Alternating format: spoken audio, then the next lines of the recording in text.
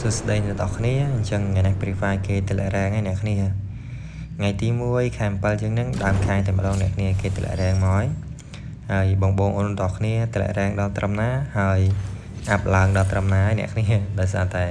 ខ្ញុំបើកហ្គេមក្រោយគេហើយម៉ោង11ជាងហើយទើបតែបានបើកហ្គេមអ្នកគ្នាអញ្ចឹងអត់ទាន់បានលេងទេ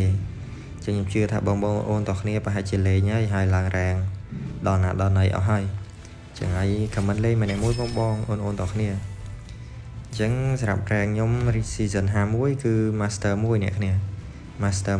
1ហើយ Free Fire តម្លាក់ច្រើនក៏សមដែរពី rank season 51ហ្នឹងគឺ master 1មក season 52គឺ diamond 2អ្នកគ្នា diamond 2ចឹងហើយតម្លាក់ច្រើនក៏សមដែរពី master 1មកដល់ diamond 2ហើយសម្រាប់ season ថ្មីនេះមិនដឹងថាលេងដល់ឡើងត្រឹមណាទេអ្នកគ្នាដោយសារតែ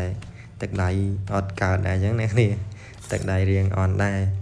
ចឹងហើយមិនដឹងថាលេងឡើង master ដូចមុនអត់ទេអ្នកគ្នាហើយមួយរយៈក្រោយនេះ Free Fire រៀងពិបាកលេងដែរអ្នកគ្នាលេងទៅរៀងតាក់ដែរអញ្ចឹង